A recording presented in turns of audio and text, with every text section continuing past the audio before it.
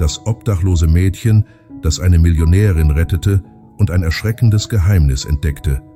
Während die Stadt in die Stille der Nacht eintauchte, sah die Realität auf den Straßen ganz anders aus. In den dunklen und kalten Gassen versuchte Luna, ein 14-jähriges obdachloses Mädchen, sich unter einer dünnen, abgenutzten Decke zu wärmen. Ihre wachsamen Augen verfolgten die vorbeifahrenden Luxusautos. Auf der anderen Straßenseite verließ Cecilia, eine äußerst erfolgreiche Geschäftsfrau, gerade ein gehobenes Restaurant. Luna kannte diese Frau bereits vom Sehen. Cecilia war für ihren Reichtum und ihren Einfluss bekannt. Doch in dieser Nacht schien etwas nicht zu stimmen. Das Mädchen bemerkte zwei vermummte Männer, die Cecilia verfolgten. Sie bewegten sich unauffällig, aber Luna erkannte Gefahr, wenn sie sah. Cecilia entriegelte ihr Auto, ohne sich der drohenden Bedrohung bewusst zu sein. Plötzlich der Angriff. Einer der Männer hielt Cecilia den Mund zu und zerrte sie in einen schwarzen Van. Ohne zu zögern griff Luna nach einem Stein und schleuderte ihn mit aller Kraft gegen einen der Entführer. Der Aufprall ließ den Mann taumeln. Gleichzeitig löste sich die Alarmanlage des Autos aus, was den anderen Kriminellen erschreckte. Binnen Sekunden rannten beide davon, bevor die Polizei eintreffen konnte. Zitternd sank Cecilia auf die Knie. Ihre Augen trafen die von Luna, die bereits in der Dunkelheit zu verschwinden drohte. Du hast mich gerettet. Doch Luna antwortete nicht. Sie schüttelte nur den Kopf und lief davon. In den folgenden Tagen konnte Cecilia das Mädchen nicht mehr aus ihren Gedanken verdrängen. Wie konnte jemand, der selbst so einsam und hilflos war, ihre Retterin sein, ohne eine Gegenleistung zu erwarten? Entschlossen, sie zu finden, begann Cecilia in Notunterkünften und an Straßenecken nach ihr zu fragen, bis sie eines regnerischen Morgens hinter einem verlassenen Supermarkt schlafen sah. »Bitte, lass mich dir helfen«, sagte Cecilia und kniete sich neben das Mädchen. Luna schreckte hoch, bereit zur Flucht, doch etwas in Cecilias Blick ließ sie zögern. An diesem Nachmittag, zum ersten Mal seit Jahren, konnte Luna ein heißes Bad nehmen und eine vernünftige Mahlzeit genießen. Nach und nach begann sie, der Geschäftsfrau zu vertrauen. Neugierig auf ihre Vergangenheit fragte Cecilia sie nach ihrem Leben. Luna erzählte, dass sie mit 10 Jahren von zu Hause weggelaufen war, um ihrem gewalttätigen Stiefvater zu entkommen. Seitdem hatte sie auf der Straße gelebt und gelernt, alleine zu überleben.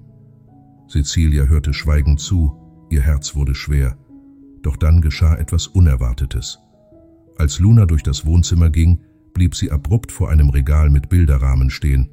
Ihre Augen erstarrten auf einem bestimmten Foto, ihre Hände begannen zu zittern. Dieser Mann!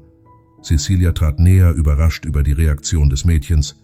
»Kennst du ihn?« Lunas Kehle fühlte sich wie zugeschnürt an. Er ist mein Stiefvater!« Cecilias Augen weiteten sich. »Das kann nicht sein, das ist Ricardo, mein Ex-Mann.« Stille erfüllte den Raum. Die beiden Frauen sahen sich fassungslos an. In diesem Moment wurde Luna klar, dass die Gefahr noch nicht vorbei war. Von da an änderte sich alles. Cecilia beschloss, Nachforschungen anzustellen. Mit Hilfe eines Detektivs fand sie heraus, dass Ricardo ein gefährlicher Krimineller war, der in Entführungen und Geldwäsche verwickelt war. Doch die schockierendste Entdeckung stand noch bevor. Er selbst hatte die Entführung angeordnet. Ricardo wollte Cecilia entführen, um ihr Vermögen zu stehlen und sich dann ihrer zu entledigen. Doch Luna hatte seine Pläne durchkreuzt. Jetzt waren beide in Gefahr. Noch in derselben Nacht erhielt Cecilia einen anonymen Anruf. »Wenn ihr weiter herumschnüffelt, werdet ihr die Morgensonne nicht mehr sehen.« Ein eiskalter Schauer lief Cecilia über den Rücken. Sie blickte zu Luna, die in der Küche saß, und versuchte, ihre Angst zu verbergen. Es war Ricardo. Er wusste, wo sie sich aufhielten. Seitdem hatte Luna Albträume. Sie wachte schweißgebadet auf, aus Angst, dass Ricardo sie finden würde. Cecilia erkannte das Trauma des Mädchens und versuchte sie zu beruhigen. »Du musst keine Angst mehr vor ihm haben. Ich verspreche dir, wir werden dich beschützen.« Doch Luna hatte zu lange auf der Flucht gelebt. Für sie war Vertrauen ein Risiko. Bis eines Tages, als Cecilia nicht zu Hause war, ein schwarzes Auto auf der anderen Straßenseite hielt. Luna sah es durch das Fenster und ihr Herz raste. Ricardo war da. Er beobachtete das Haus. Und wenn dir diese spannende Geschichte gefällt, vergiss nicht, unseren Kanal zu abonnieren. Hier findest du fesselnde Stories voller Wendungen und unerwarteter Momente, die dich von Anfang bis Ende in ihren Bann ziehen. Also hinterlasse ein Like, aktiviere die Glocke und teile dieses Video mit jemandem, der überrascht sein wird. Doch jetzt geht es weiter mit der Geschichte, und das, was als nächstes kommt, wird dich sprachlos machen. Ohne lange nachzudenken, schnappte sich Luna ihre wenigen Habseligkeiten und floh durch die Hintertür des Hauses. Sie rannte durch die Straßen und suchte nach einem Versteck. Doch Cecilia bemerkte schnell ihr Verschwinden. Verzweifelt stieg sie ins Auto und suchte in der ganzen Stadt nach ihr. Dann sah sie es. Ein schwarzes Auto verfolgte Luna. Ohne zu zögern trat sie aufs Gaspedal, überholte das Fahrzeug und schrie: »Steig sofort ein!« Luna zögerte nur einen Moment, sprang dann aber in Cecilias Auto. Cecilia gab Vollgas, raste durch die Straßen der Stadt. Da wurde ihr klar, es gab kein Zurück mehr.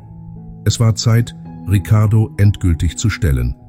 Entschlossen brachten Cecilia und Luna alle Beweise zur Polizei. Doch Ricardo, der spürte, dass er enttarnt wurde, beschloss zuerst zuzuschlagen. In dieser Nacht tobte ein heftiger Sturm über der Stadt. Cecilia und Luna waren zu Hause, als plötzlich ein Geräusch an der Tür ertönte.